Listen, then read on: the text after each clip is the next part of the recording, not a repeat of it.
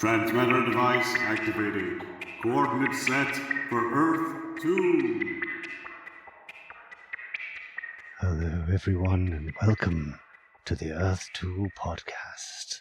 The podcast that explores the origins and development of the DC Comics multiverse and the legacy of their Golden Age characters through the Silver and Bronze Ages of comics. I'm Peter Watson. And I'm David Steele. Welcome back. Thank you for joining us now. We're on location this week. I thought it'd be fun, and I'm now questioning my sanity. Because we're doing the final issue of the Spectre, and it's proper full-on horror comic stuff, I thought it would be fun if Peter and I recorded this in a graveyard at midnight. What was that noise? Can you hear that noise? That's strange, isn't it? Yes. Oh gosh. So we're sat here. My bum is freezing because I'm sat in some cold, damp grass. Mm-hmm. We're sat here under a full moon, and we're going to be reading and discussing the final issue of the Spectre, issue 10 of the Spectre. The Spectre being the only member of the Justice Society of America to get an ongoing series in the Silver Age. Pete did a little bit of tallying of which prominent members of the Justice Society of America, the premier DC Comics Golden Age super team, made the most appearances up to this publication of issue 10 of the Spectre, which was published, listeners, in case you're wondering, on the 18th of March, 1969. Now, if this was the Doctor Who podcast that I'm occasionally involved in, Kerry would probably queue up Fluff Freeman. Alan Fluff Freeman's do do do do do do. But Pete's terrified of PRS money sort of demands, so we're not going to do that. All right, pick of the pop figures. Not off. Don't forget, lots of kisses on the bottom. All right. We haven't got a list of appearances by every single JSA member, but here's the top 5, right? In 5th position is Hawkman with 11 appearances. This is since Flash of Two Worlds. Yes, including Flash of Two Worlds, and up to the publication of issue 10 of the Spectre. Hmm. After that, it's Alan Scott, the Golden Age Green Lantern, with 12 appearances. Of course it is. Jointly having 13 appearances each, it's Jay Garrick, the Golden Age Flash, and Dr. Fate, with 13 appearances. Which means... But at number 1, yep, it's the giggly guest himself, it's the Spectre, with 17 appearances across the issues of Showcase and his ongoing series and his Brave and the Bold appearance and his appearances in the JLA. So that's very interesting. Mm-hmm. Given that everyone makes all the fuss about Jay Garrick and all that sort of stuff, quite rightly, it's fascinating to consider that the Spectre has appeared a few more times. But I mean, obviously, Jay made quite a lot of appearances in Barry Allen's comic, and the Spectre's had an ongoing book of his own, obviously, and Jay's been in more JLA JSC team-ups than the Spectre, but it's interesting. Yeah, certainly is, yes. Mm-hmm. I think it was worth climbing over the wall into the cemetery with all the recording equipment. It's got to be done, because we've talked about horror comics and stuff recently, so we're in the mood for it, really, aren't we? Mm-hmm. It only feels like 2 minutes since we did issue 60 of Showcase, which was published the end of November 1965 when the Spectre made his first Silver Age appearance, and here we are already at his final Silver Age appearance. 3 and a bit years in comic publication time, 1 year and a couple of months in Earth 2 podcast time. So, issue 10. Pete, do you want to tell everyone about the really scary cover? I'd be delighted. It's a Nick Cardy cover, and we have an image of the Spectre himself. And he is in some foggy kind of environment with a dark blue background, dark blue sky behind him, fog wisping all around him. He has his hood up, he has his cape around him, but it's open at the bottom. And in the darkness inside his cape, we see 1, 2, 3, 4, 5, 6, 7, 8 pairs of eyes.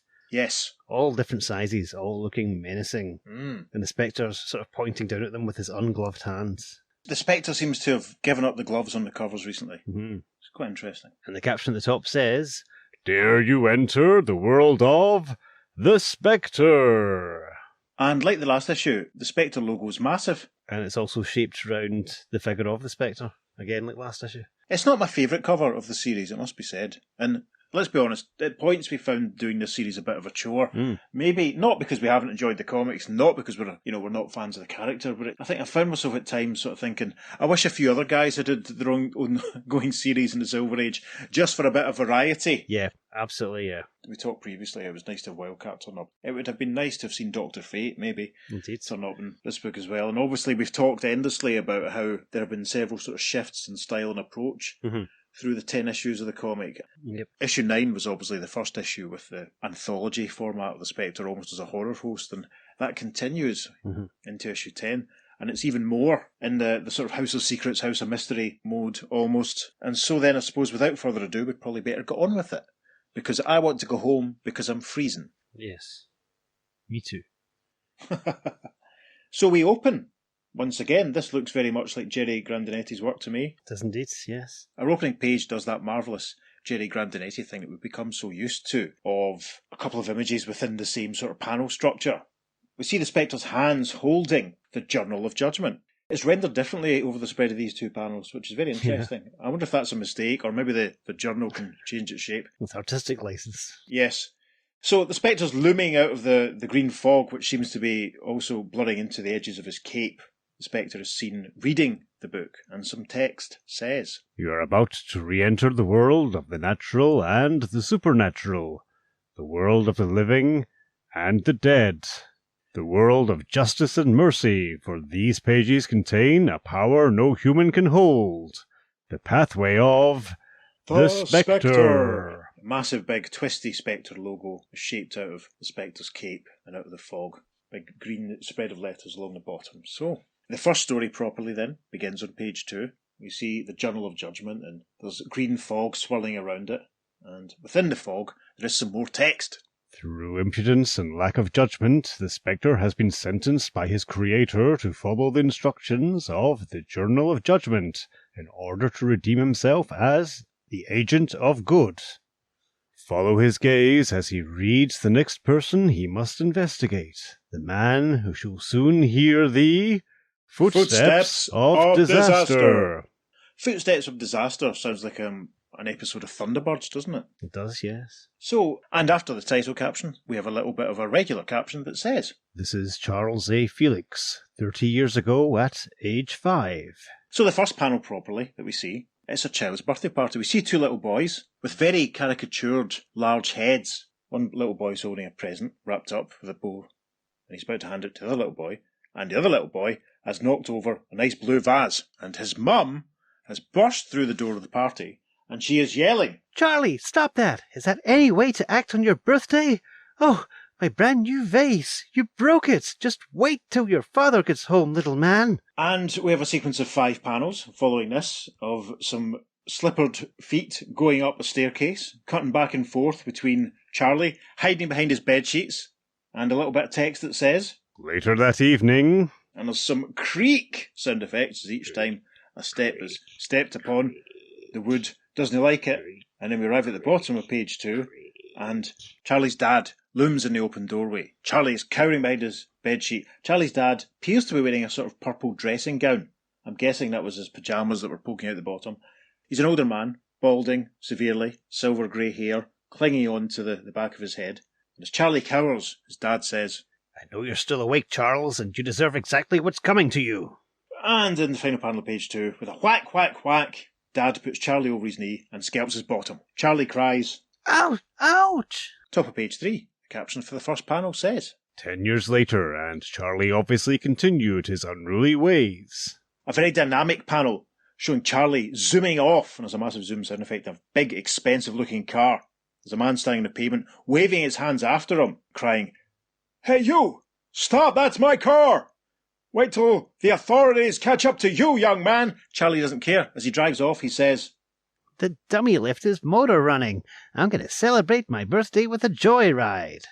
And then the next sequence of panels mirrors what we had on page 2. A little bit of text says, "Later that evening." And we see the older Charlie sat on his bed as some sooted and booted shoes walk up the staircase outside his bedroom. And again, there are some creak sound effects as each step gets stepped upon. Oh gosh. I'm cold. I'm sure I saw a bat fly past a moment ago. This was a terrible idea. Panel 6 again does the Jerry Grandinetti thing of moving the narrative forward within one little boundary. And we see Charlie sit up in bed, and this hatted, suited figure opens his bedroom door and says to Charlie, "Hello, Charlie. We seem to be seeing a lot of each other lately. You just couldn't resist getting into trouble again, huh? Had to steal that car. Well, you'll have to come along with me and take what's coming to you." The next panel, they're exiting a doorway. The probation officer continues, saying, "Violating your probation will dump you in a juvenile detention centre for a year. Tough break, kid. Too bad you didn't learn the first time." Then a slow dissolve, and the caption for the next panel says, "Nor the next time, for 10 years later." Yep, Charlie has moved up to bigger crimes. He's in a bank vault. You can see he's got a big box open next to him. He's filling it with wads of notes. He's saying, "This birthday present will be the very best of my life." and tied up behind him, the corner of the final panel of page 3, is a bank employee. And he's saying, "You won't get away with this, young man. The law will catch up to you." Everyone's Scottish where Charlie lives, as far as I'm concerned. And so, as we arrive on page 4, a text caption says, "Later that evening." And once again, we have a sequence of 5 panels showing Charlie cowering and sweating and shaking as some feet walk up the stairs towards his room. And again, we have the creak sound effects. And again, in the next panel, Jerry moves on the narrative within the same panel borders, and a policeman, this time, is standing in Charlie's open bedroom door, saying, "There were hidden cameras taking pictures of you, Felix. It took a particularly clear one of you in the safe. You'd better come with me. You're under arrest for grand larceny." And as he says that, the cop slams on the cuffs. The caption for the final sequence at the bottom of page 4 says, "Today is Charlie's birthday again, his 35th. He's also celebrating the first anniversary of his release from prison. And he's celebrating in a different way this time." Charlie is standing facing another man who looks slightly older, a bit overweight. Charlie is saying, "I spent this last year building up my organization, and I'm not letting you or anyone else take over. You shouldn't have come alone, partner. Now no one can trace your demise to me." Charlie pulls a gun on his partner, who says, No, Charlie, don't shoot. You won't get away with this. Someone will catch up to you." There's a bang. As Charlie shoots him, there's another bam, and Charlie says, "No way, partner. No way." We arrive at the top of page 5. Conditioning, or is it conscience, breaks through the rough exterior of Charlie as he races to his apartment. Yeah, we see Charlie entering what looks like a very well-to-do place. Slams the door behind him, saying, Phew. He sits down in his bed, lights a cigarette, saying, "What's the matter with me? Nobody can find out." Oh, that's what you think, Charlie. There's a little bit of text for the next sequence of panels that says, "It is little wonder that when the stairs creak, Charlie's nerves freeze with fright. Or is it the growing self-awareness of a man who has done wrong?" And once again, we have a sequence of 5 panels showing the feet, who appear to be green-booted, walking up the stairs. Charlie sat on the edge of his bed looking very scared. The green boots continue. We see a shot of the door. A close-up of Charlie looking terrified as he says, "The place is locked. No one could get in, and my stairs never creaked before." First panel of page 6. There's a click as Charlie's bedroom door opens. Terrified Charlie says, Who opened the door?" And another voice comes from off-panel, saying, "You know you could not possibly escape, Charlie, and you know you deserve the fate coming to you."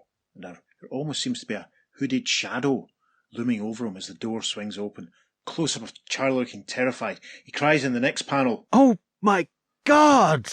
And then his eyes close, and he falls forward. We can see a full moon through the bedroom window behind him. He falls over, knocking over his ashtray, and is stretched out, down on the ground. The first panel of page 7 shows it is the Spectre who was the last person to walk up the stairs, and he's standing in Charlie's open doorway, looking down at Charlie's body. The Spectre beholds Charlie and says, "Welcome to the world of the dead, Charles Felix. Death is never easy to deliver, and yet..." And in the final little Jerry Grandinetti special panel, Spectre kneels down beside Charlie's body and continues saying, "There is a limit to which man can be allowed to disrupt himself and his society, and murder is the basest instrument of chaos. Felix never learned his lesson," and the Spectre seems to be addressing us, the reader, now as he continues. "Perhaps that is why I was assigned to investigate him. The harshest reality of life is that there are those who seek to end it, in spite of their own destruction." And a caption concludes this first story saying, "You're beginning to learn, Spec. The next chapter may be easier for you to handle now. Thou shall overcome." Well then, that's the first story. What do you think of that? Yeah, it was very atmospheric. Yeah, I really enjoyed it. But it is interesting that we've got the Spectre who's being punished for having killed someone. He's basically being sent to kill people. Yeah, I mean, he's turning up and Charlie's so scared that he has a heart attack and dies, or maybe it's Yeah. just the Spectre's presence makes Charlie confront. I don't know. It's not quite like the Spectre executes him. Yeah. But the confrontation of him, and Charlie obviously understanding maybe what it means, or he's just so terrified of what the Spectre might do. I don't know. The artwork was fantastic. The colours were very vibrant and very, very good, as we've seen over the last few issues of the Spectre. Yeah. It's a wonderful use of colour. It's incredibly good. Yeah, very effective.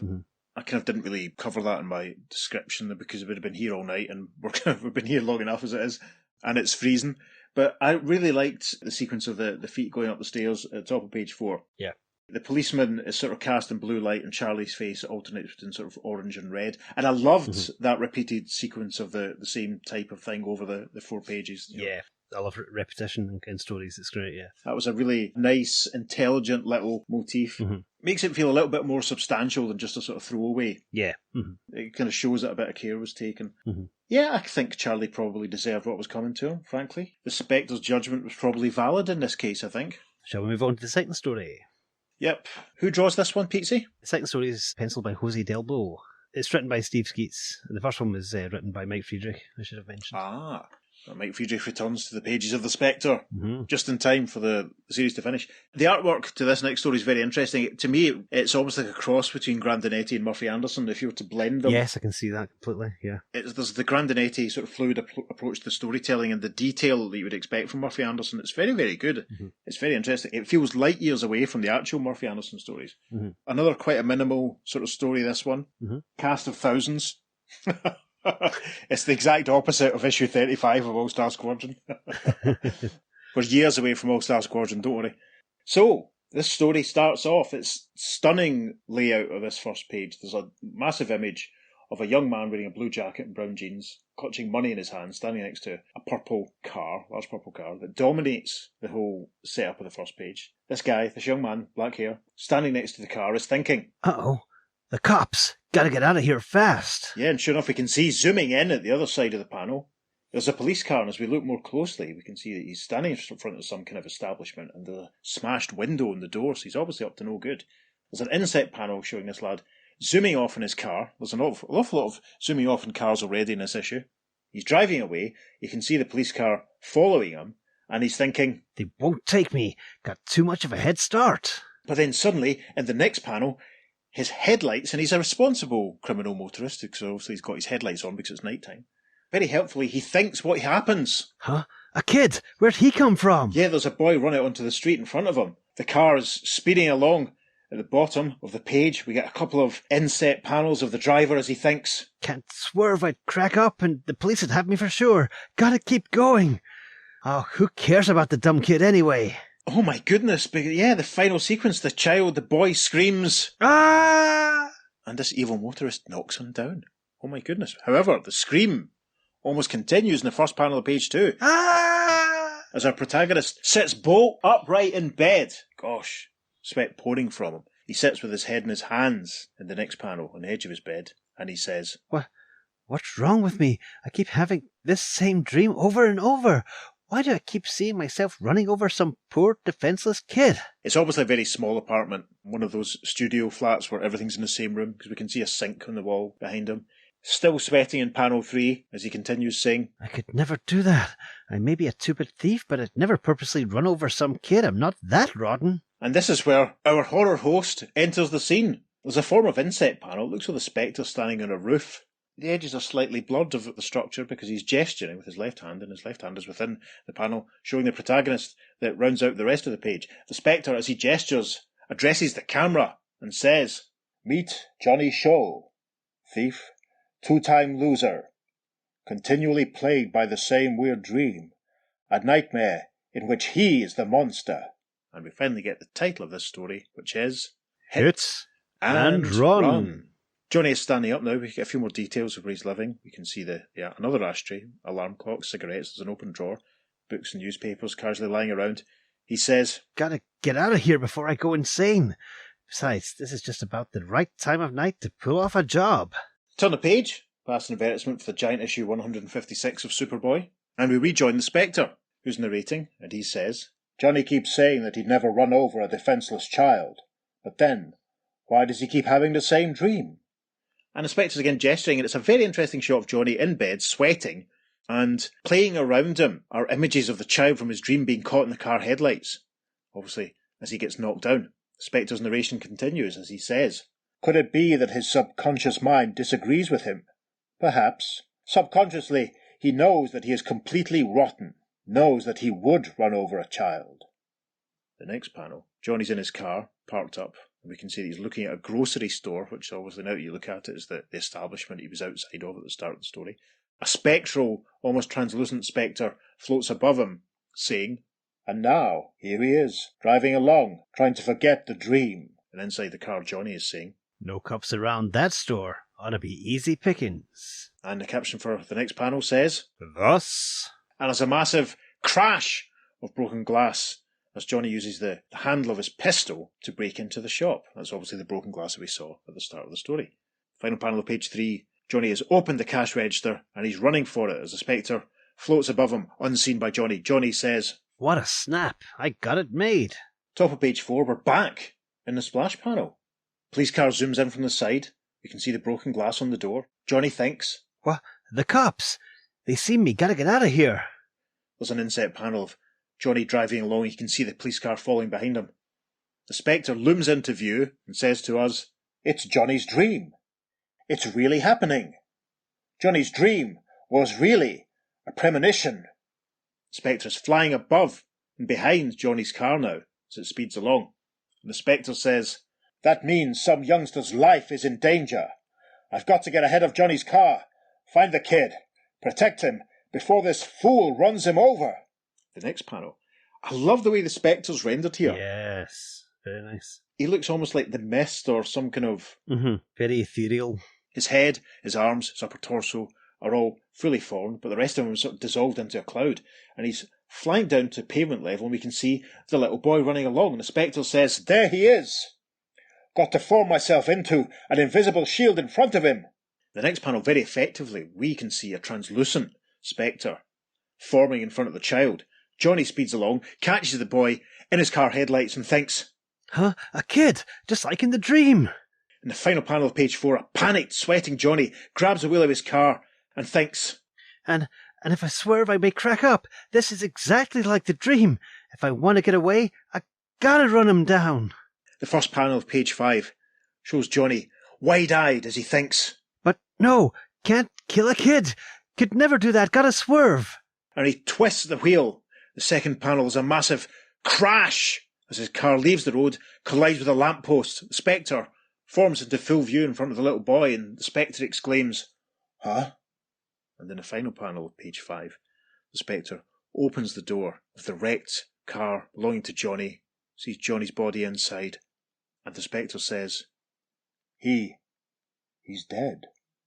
And the story runs out with an inset Spectre face addressing us once again and saying, "I'm sorry I misjudged you, Johnny. You weren't completely bad. You sacrificed your own life to prove that the dream was wrong, that you really couldn't kill a helpless kid." And a tiny caption says, The end. So what do you think of that one then?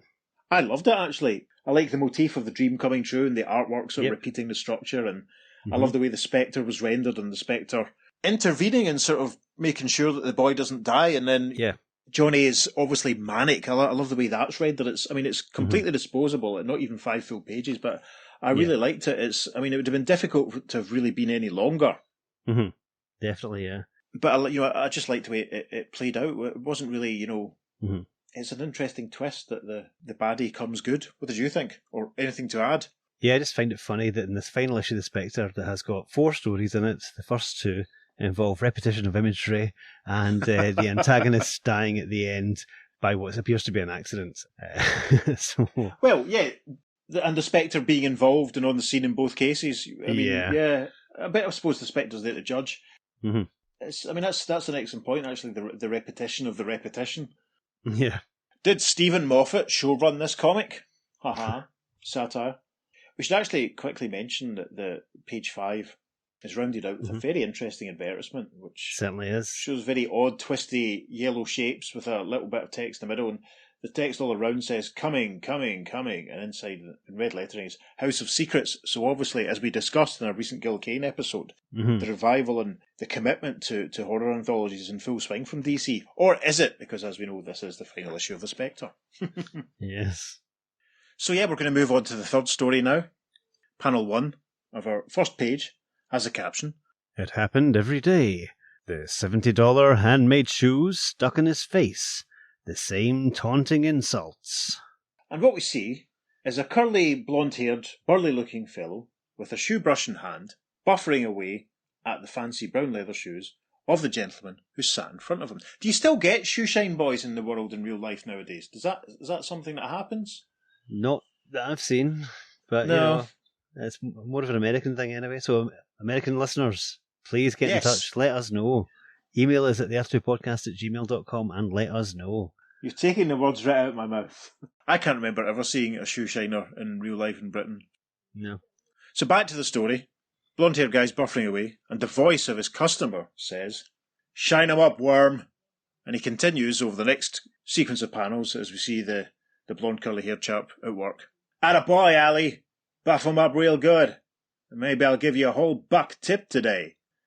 I think it's a suggestion that these visitors to the shoeshine stand are not falling on from each other. It seems to be a kind of montage of different occasions. Panel 3, the punter's voice says, "Hey, Ali.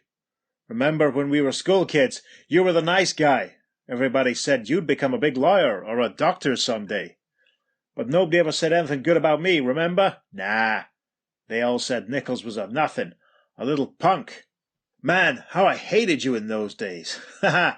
Just like you hate me nowadays, eh, Ali? Because you turned out to be the punk. Well, I made it big. Real big, Ali." And the narrative is interrupted, appropriately here, as we get the title of this third little vignette, which is, How much can a guy take?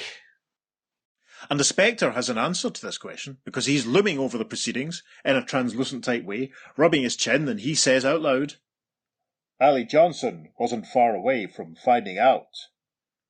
And the Spectre's looking at the punter, Mr. Nichols, sat in a chair, waving his briefcase in Ali's face, saying, "Ha ha! If you had this black bag, Ali, your money troubles would be over for good." Ali's strangely quiet as this happens. So, the caption for the first panel on page 2 says, But for Ali, the worst part was yet to come when he reached home. Yes, we see a little view of Ali's home life. There's a bare light bulb, two rather scrawny-looking kids on the floor in front of them. His wife Mary at the table. She's obviously counting what little money they have. Ali arrives home and she says, Is that all, Ali? It's hardly enough for food, not to mention the rents. Your kids are hungry. Ali replies, I know, Mary. I'm hungry too. And he continues over the next couple of panels, saying, Yeah, hungry. Hungry for some of the good things in life, but Nichols is right. I'll never get them. I'm nothing but a worm. We see the cracked plaster on the wall. They're obviously very skint indeed. Bad times. Ali gets a close-up in panel 3 as he says, But what if I had that black bag? Hey, I wonder what is inside Nichols' black bag. Caption for panel 4 says, It took a lot of courage for Ali to ask the question aloud next day. Yeah, we're back at the shoeshine stand. Nichols is obviously a nasty guy who likes rubbing Ali's face in it all, every day. Who goes to get someone else to polish their shoes every day? Nichols is sat there in the seat as Ali walks away. Nichols is saying in response to Ali's question, "Ha! So you want to know what's inside, huh, Ali? Let's just say, what's inside would make you a real rich guy, Ali. Hey, Ali, wouldn't it be great if I dropped dead this very minute? Then all you'd have to do is reach out and grab the black bag, and no one ever be the wiser. Wouldn't that be great, Ali?" Final panel of page 2 pulls up. We've got a pigeon's eye view of the proceedings. Nichols continues, "By no such luck, eh, pal? Don't take it so hard, Ali. You got yours, 2 kinds of shoe polish. One brown, one black. Shine 'em up, worm." Gosh, I don't like this guy at all. I think I know the way I want this story to play out, listeners. I don't know about you. So, the caption for the first panel of page 3 says, That's how it went, day after day, week after week, until... Yeah, we're back in Ali and Mary's sad little place. They're sat with the oven door open, trying to keep warm, clutching their children to them. Ali is thinking, why must he torture me? It's hard enough trying to scratch out a living in dimes and quarters without him dangling that black bag in front of my eyes. Black Bag, obviously, was a popular and long-running character in Viz magazine, listeners, so there you go. Panel 2 has a caption that says, in Ali's dreams, all was well. And we see Ali, tinted blue, surrounded by green mist. In his hands, he has rings and necklaces and gold and all sorts of fancy stuff. And he's saying, all mine. I'm rich, rich, rich. We're back at the shoe stand in the next panel. Nichols waving his black bag in Ali's face, saying, go on, Ali, take it. Then your troubles will all be over. Sure, try and take it, and I'll chop off your arm. Nichols takes his leave in the next panel. We get a close-up of Ali's eyes as he thinks. I've had it. I will try, Nichols, even if you do chop my arm off. And so, late that same night in Nichols' lavish apartment... Nichols is stretched out in his bed, asleep. He's wearing polka-dotted boxers by the looks of things. We can see the black bag on his bedside table. Ali is entering through the very posh, fancy, sliding, collapsible doorway type thing. And as he does this, he observes and thinks, The black bag must contain a fortune. He keeps it so close, even when he goes to bed. The final panel of page 3 shows Nichols face down, supposedly asleep. We can see a gun on a table beside him. And Ali's done it. He thinks, I got it. Now I gotta get out of here. However, caption to the first panel of page 4 says, what? And it seems as though Nichols is faking. His eyes are wide open. He sees what's going on. He says, freeze worm, and put it back or I'll blast you. Ali says, No, you won't. And he makes a grab for the gun on the bedside table. In panel 2, Nichols leaps out of bed as Ali says, stay away or I'll shoot. I mean it, I'll shoot. Ha ha! You ain't got the guts, worm! I'm warning you, Nichols. I'll shoot. And there's a click as he attempts to fire the gun. Nichols looming towards him. Obviously, nothing happens. And then it captures to panel 4. But suddenly... And there's a massive whoosh as a green cloud enters the room, sending Nichols and everything else flying. Ali thinks, huh? A gust of wind, powerful enough to blow the gun right out of my hand. How? And then, in the next panel, the green cloud takes form. A familiar figure, it's the Spectre. Ali looks up at him and says, Who are you? Never mind that, Ali. Just take a look inside the bag. The bag you wanted so desperately. You were willing to die, or kill to get. In the next panel, Ali is opening the fancy briefcase, and it seems to be empty. Ali says, There's nothing inside. I was about to commit murder for nothing. In the final panel of page 4, the Spectre has hold of the bag, and he's tearing the cover from it, saying, Not quite, Ali. You see, beneath the leather covering, the bag itself is fashioned from solid gold mesh, stolen by Nichols in one of his many illegal activities. There is a reward for its return, Ali. It is yours.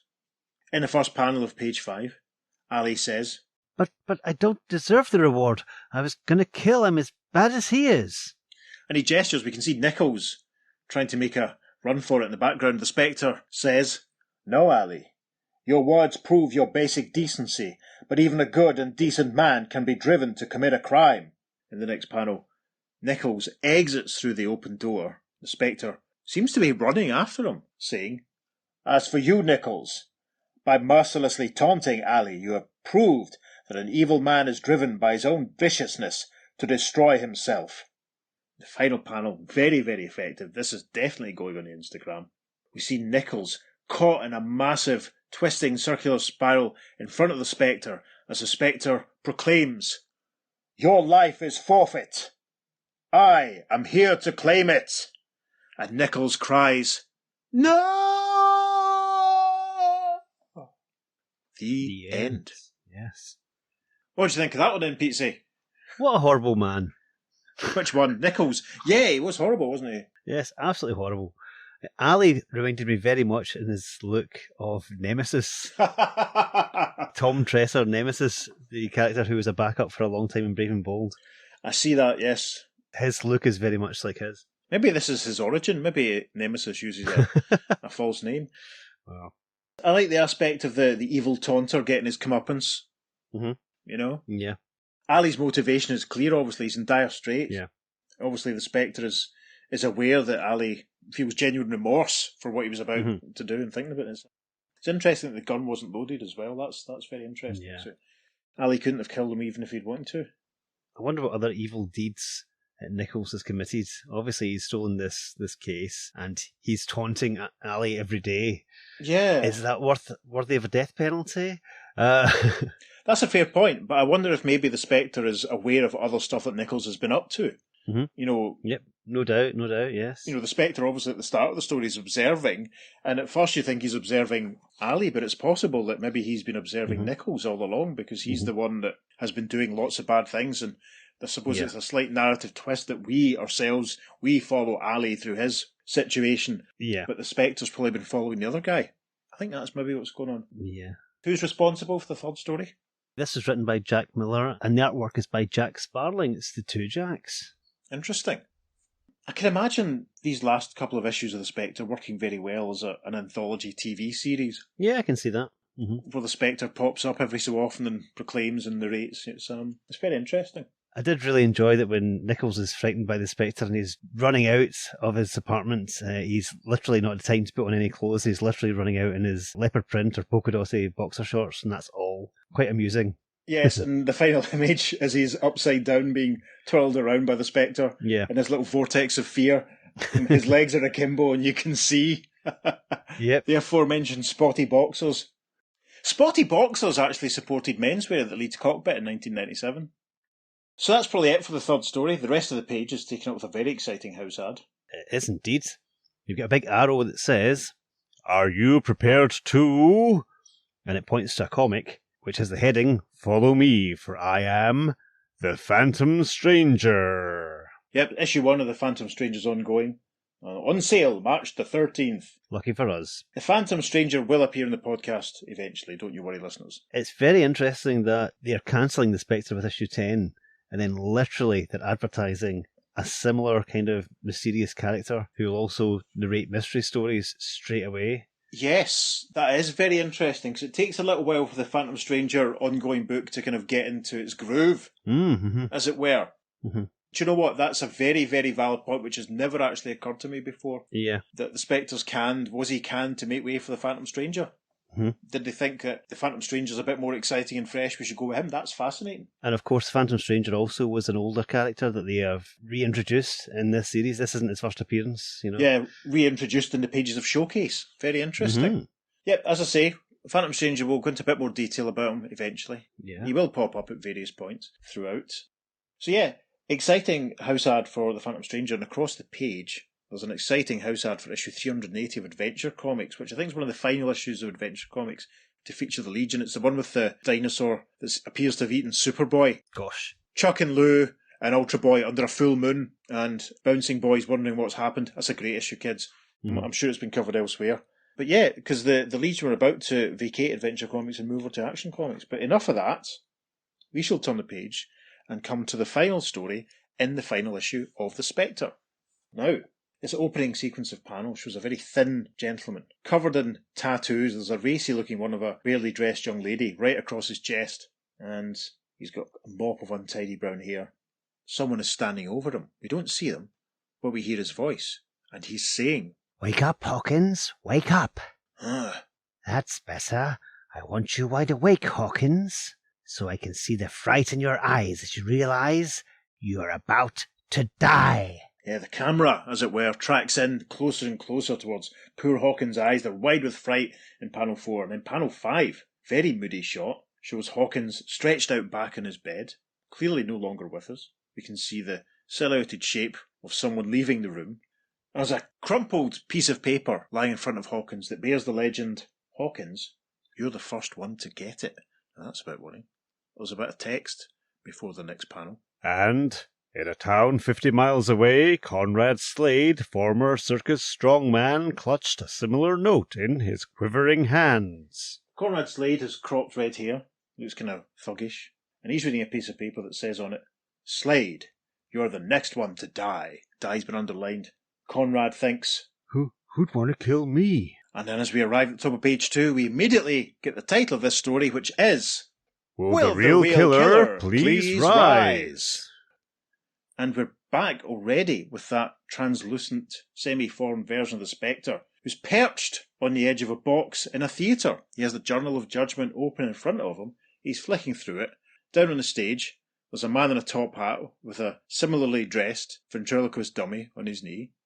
And in response to the title of the story, the Spectre is thinking, The answer is there. In the Journal of Judgment, only one man hated Hawkins and Slade, enough to snuff out their lives. Vargo the ventriloquist. You were appearing in Center City on the day Hawkins was killed. Now you're in Plainville to do the same thing to Slade. The next panel is a sort of rippled effect to it. It's obviously a kind of flashback as the Spectre narrates. Yes, only one man, harbouring his hatred and thirst for revenge, ever since that black day. Now it's obviously at the site of some kind of circus or freak show or something. We can see Vargo with his dummy, and standing outside, there's a very spivvy-looking gentleman with a white hat, neat moustache. We can see someone who looks a bit like Slade, i.e. he's large, brutish, close-cropped red hair. We see someone who is clearly Hawkins, because he's got the same mop top. And, rather cruelly, there's a rather large, oversized lady wearing a purple dress. And the spivvy chap, who's addressing Vargo, says, Vargo, your colleagues are fed up with your petty thefts. Pack up and beat it. Vargo replies, But this circus has been my whole life. He obviously has beaten it by the next panel. He's looking back over his shoulder, saying, I'll get even. You wait and see, I'll get even with every last one of you. In the next panel, we see the Spectre, standing in the royal box at the theatre, looking down at the stage, thinking, Sure, Vargo, you're the one. An open and shut case, as the lawyers say, and proving it won't be tough. Some narration for the next panel says, Sometime later, in Vargo's sleazy hotel room... This is quite an interesting panel to me. The artwork is quite rudimental compared to some of the other stories we've had in this issue. The Spectre looks much like he's actually been drawn by Bernard Bailey, his creator. It's quite pleasant to see. Spectre isn't fully formed. He's sort of tinted green and translucent, and he's pointing at Vargo, who's looking into a mirror at home. Spectre's saying, First Hawkins, Vargo, and now you're all set to kill Slade. Deny it. And then the Spectre thinks, All I have to do now is read the guilty thoughts behind his lies. The first panel of page 3, Vargo is turned around. You can see he's holding his dummy. And he says to the Spectre, Ha! Don't make me laugh, whoever you are. Yeah, I once hated them all, maybe even enough to knock 'em off, but that's ancient history now. Who cares about them has-beens anymore? Not me. Arms folded, unimpressed, the Spectre thinks, This can't be. I can read no guilty thoughts behind his words. Vargo continues by saying, So beat it, and let me alone. I'm leaving early for my next show in Milltown tomorrow, and I gotta get my sleep. And the Spectre thinks, No, not a single evil thought in his brain. Could I have been wrong about him?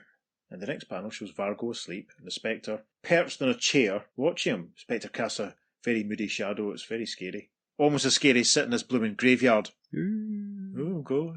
Did I mention we were in a graveyard, listeners? We're going to get arrested. This is madness. Anyway, You're gonna get arrested. as the Spectre observes the sleeping Vargo, the Spectre thinks, Sure, I could be wrong, but I can't take any chances with a man's life at stake. I'll stick close by his side, in invisible form, and not let him out of my sight for an instant.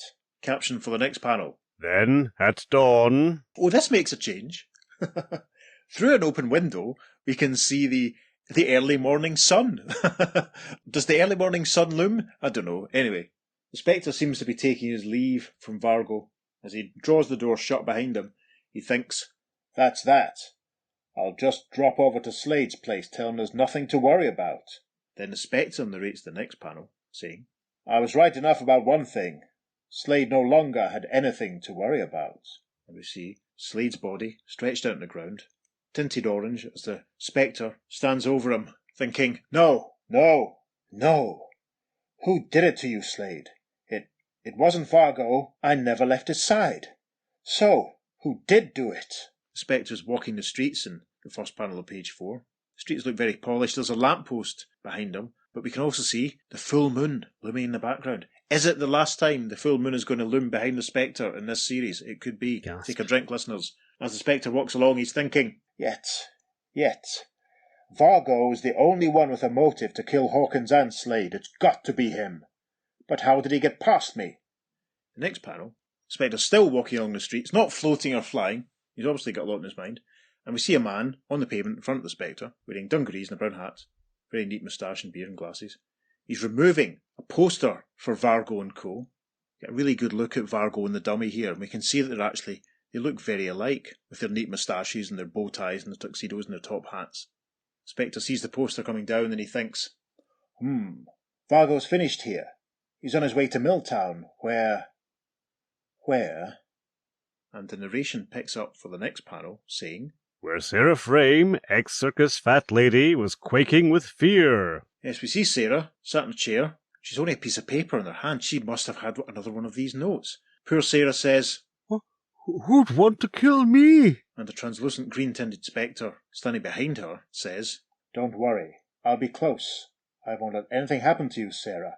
I swear it. Caption for panel 4 says, And so, at the Milltown Theatre that evening... The Spectre is standing off stage, watching Vargo and his dummy giving their act. Vargo with one foot up on the chair, dummy on his knee. They're both wearing their top hats, looking very smart. And Vargo is saying, Oh, stop pretending you're so clever, Victor. And the dummy replies, I'm cleverer than you, Vargo. In fact, sometimes I think you ought to be sitting on my knee. You can see the audience laughing away, but the Spectre's not having it. He thinks, You're about as funny as a graveyard at midnight, Vargo. The next panel, Vargo has got to the end of his act. He's taking his bow. Spectre's watching him, thinking, He's finished. Go ahead, Vargo. On your way to Sarah Frame's house, so I can catch you red-handed. It's a nice panel as we get close-up of the detail of the fastenings on the Spectre's collar. The caption for the first panel of page 5 says, But... See Vargo walk along. There's a sign next to him saying motel. The green see-through Spectre flies after him, thinking, He's heading straight back to his motel. He's not going to kill Sarah. The next panel shows Vargo entering his room, the Spectre thinking, It's some kind of a trick. He probably figures he's being shadowed and is going to pull another feint. Only one thing to do. Force the truth out of him. The next panel, the Spectre is standing behind Vargo, who's taking his dummy out of the box. The Spectre says, Stop playing your devil's game, Vargo. You know you've got Sarah Frame marked for death tonight. Vargo, unimpressed, says, Oh, it's you again. Stick around, mister. Keep an eye on me. I'm inviting you to stay here. Then if the cops come round to question me about Sarah Frame's murder, I'll have an alibi. You. And in the final panel of page 5, Vargo violently laughs in the Spectre's face. And the first panel of page 6 shows Vargo stretched out on his bed, pointing up at the Spectre. He continues, Don't doze off now, pal. I want you watching me every second for my own sake. Ha ha ha. The Spectre, unimpressed, thinks, Laugh, Vargo. Your dreams will give you away.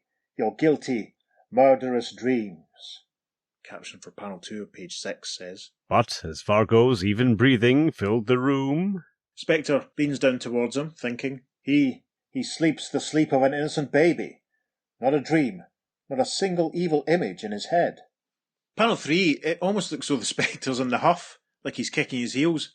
He's walking away from the bed, arms clasped behind his back, and thinking, And yet, I know that somehow he's going to snuff out Sarah Frame's life tonight. He gets a dramatic close-up in the next panel as he thinks, But how? How? And then we see the Spectre standing with his hands on the box that Vargo keeps the dummy in. The Spectre is thinking, Blast you, Vargo. Blast you and your gruesome little dummy. And a tiny caption says, Continued in the second page following. And as we arrive, the first panel of page 7, the Spectre still has his hands on the box the dummy lives in, and the Spectre has made a startling discovery because he thinks, Oh no, what a blind fool I've been! The caption for panel 2. Meanwhile, Sarah Frame's terror was mirrored in her eyes as... Close-up of Sarah looking very, very scared. A voice off panel says, I warned you I'd get my revenge. And Sarah cries, No! And then in panel 3, what looks like a very diminutive figure is jumping towards Sarah, crying, Aye! Sarah falls backwards in panel 4, saying, It's the dummy! It's alive! But thankfully, just as the dummy reaches for her, a green-gloved hand reaches in from behind, grabs by the scruff of the jacket, pulling him back. The Spectre says, Alive, yes. A dummy, no. and he removes a mask from the dummy, revealing, well, Sarah says, It's Vargo himself, wearing a dummy mask. the Spectre says in the next panel, Yes, his double-jointed legs, doubled up at the knee and strapped to reduce his height. and the Spectre pulls away the clothing of the dummy, inverted commas, Vargo, and we see that his feet have been fastened by some leather straps holding them in position up behind his body. Sarah says, But what about the other Vargo? but a slow dissolve and a turn of the page takes us to the first panel of page 8, where the Spectre narrates, I answered that question later. and we see we're at a police station. In the background, we can see Vargo with a policeman holding him as another policeman takes some notes, and poor Sarah standing there. And in the foreground of the panel, a translucent Spectre has opened up the chest of the dummy, and he can see all the workings inside, and the Spectre's thinking, A truly remarkable dummy, including a transistorized motor that simulated his breathing and heartbeat. It was Vargo himself, of course, in the box, who not only threw his voice, but controlled the dummy's movements with this little control unit. Panel 2 of page 8 is a close-up of the Spectre in the face of the dummy as the Spectre smiles and thinks, No wonder I couldn't read your thoughts or your dreams. There just weren't any. the final panel shows Vargo, handcuffed, being taken away to the cells. The dummy sits unattended in the chair. The Spectre, with his arms folded, watches Vargo leave and thinks, Poor, twisted Vargo. He wouldn't mind changing places with you now, dummy. The end of the Spectre. It's the end of the Spectre series, yes. He does pop Yeah. up again in the JLA before too long. That's a spoiler, or a Mhm. throw forward. Why didn't the Spectre cart Vargo off to hell or wherever it is he takes them because he killed those two people? Why did he just leave it to the police? Yeah, because this one was written by a different writer. This one was written by Jack Miller again, and it's Jack Sparling who did the pencils, but George Roussos did the inks in this one. So, slightly different from the previous story, but, you know, it is inconsistent.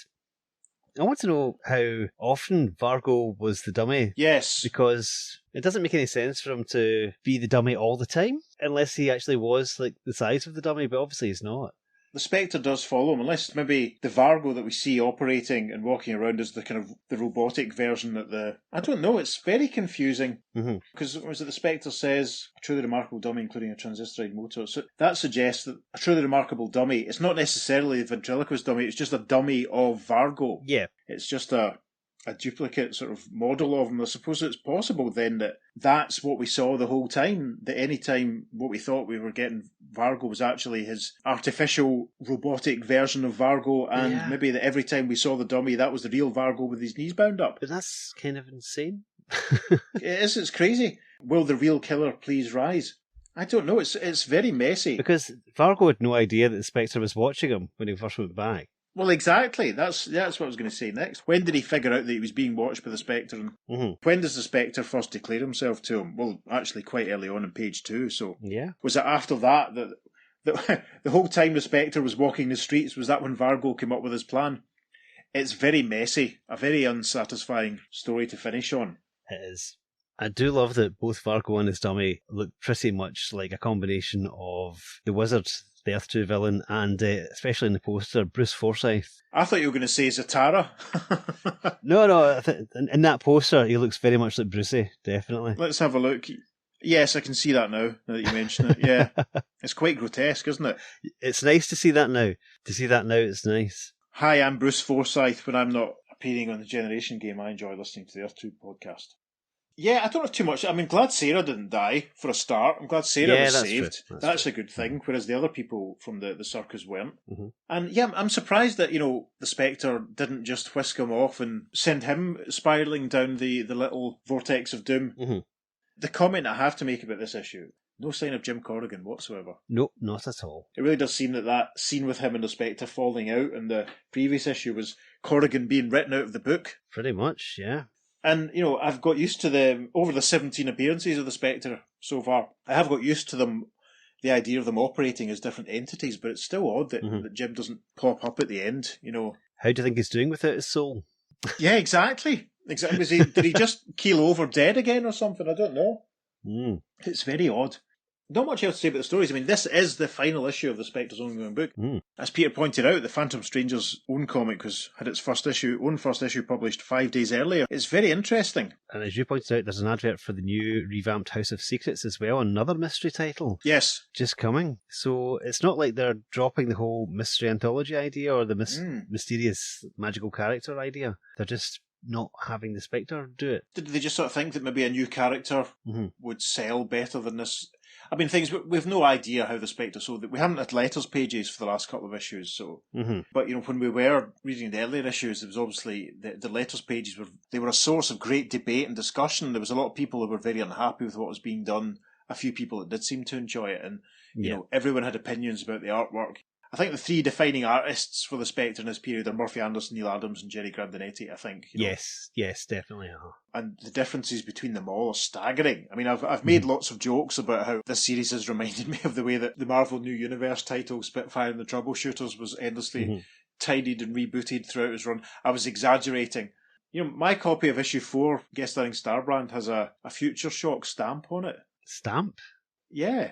It's a fascinating bit of social history. Yeah. So I might put a Spitfire in the Troubleshooters gallery up, listeners, just for badness, because there's not a lot of other content for these last couple of issues.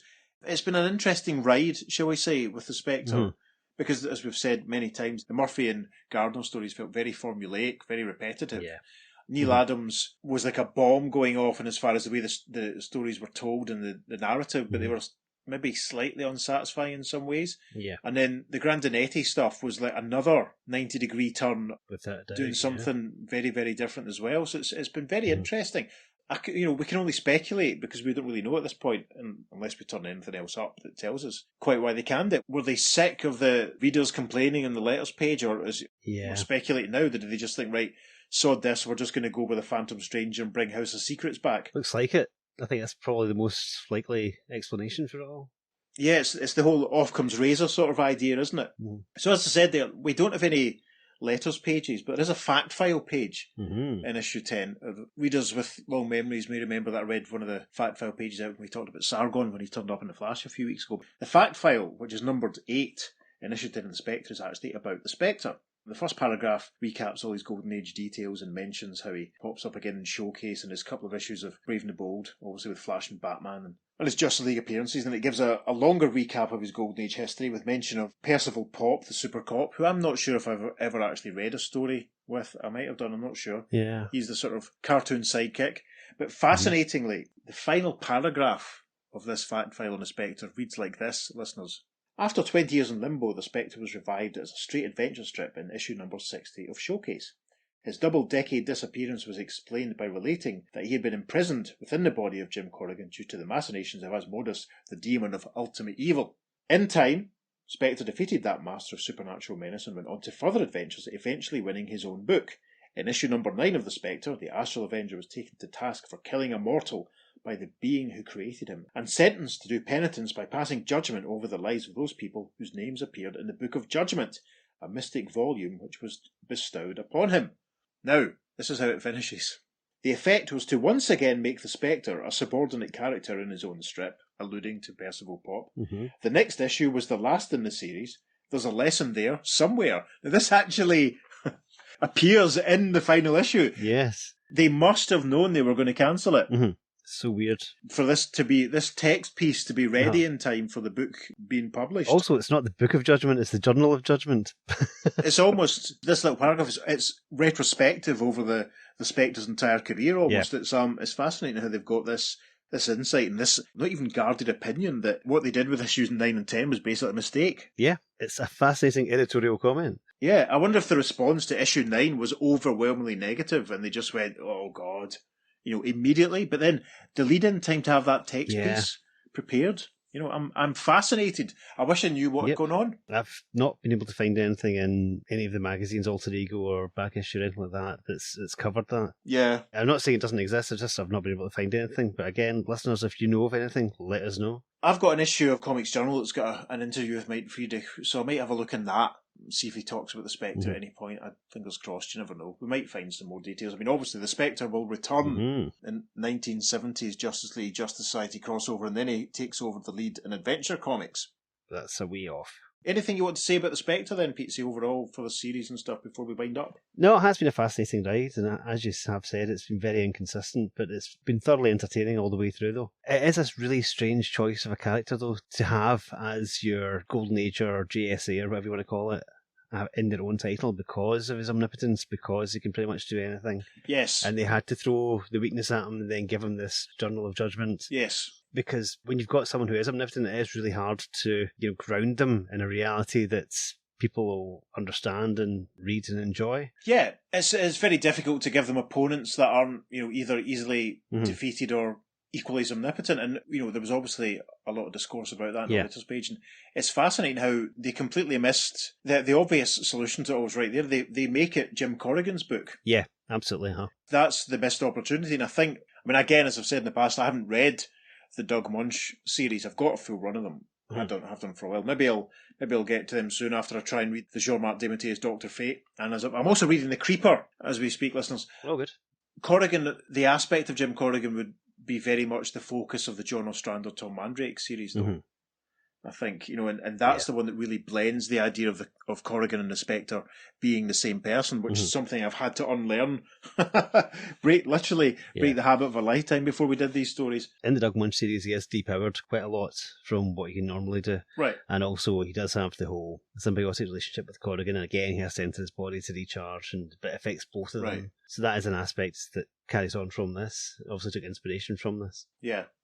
Another thing we should probably mention briefly in passing, I suppose, is that we have to assume that every one of these stories over the last few issues has also been taking place on Earth too. Yep. Because it was clearly established that that's what the Spectre was because of the issue Brave and Bold where Barry visited them there, and obviously the presence of Wildcat and the Psycho Pirate and all the references to Our Man and Dr. Fate and what have you. Yeah. It makes me almost wonder, because this has been a horror book type anthology thing for the last couple of issues, does that mean all the other horror anthology titles were also on Earth too, or is that just me being silly? Anyway, that's just a thought that occurs as well as we're going.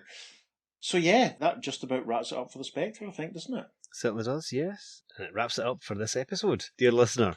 So yes, that's what we thought about this. What did you think about it? Please get in touch. As I said earlier on, you can email us at theearth2podcast@gmail.com. Make sure you follow us on social media. On Facebook and Instagram, we're at the Earth2 Podcast, and on Twitter, we're at podcast_Earth2. Yeah, listeners, I'd be personally very intrigued. Get in touch. What are your thoughts about the Spectre and the Silver Age? Let us know. And if anyone does let us know, we'll read out your thoughts the next time he appears.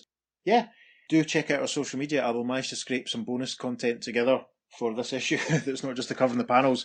Yes, I probably will stick up a cover gallery of Spitfire and the Troubleshooters. Why not? Just to give context to anyone that doesn't know the character or the series. Indeed. If you're feeling generous, listeners, please go to wherever it is you receive your podcasts and leave us a review. That would be lovely. If you're feeling even more generous, you could go to our coffee page and buy the price of a beverage, which will help pay Peter's increased energy bills to cover the cost of editing the podcast and all that sort of stuff. Etc. That'd be nice, wouldn't it? It would be, yes. Etc. Yes. So, I've been Peter. And I've been David. And we get to pack up all our stuff and go home now. We can leave this scary, spooky graveyard. Hopefully we won't be back here anytime soon. Listeners, thank you for joining us. We'll be back, same bat time, same bat channel, next week on The Earth2 Podcast. Transmatter Cube activated. Return coordinates set for Earth Prime. Hello, everyone, and welcome to the Earth2 Podcast, the podcast that explores the origin... No, hang on, I'll start again.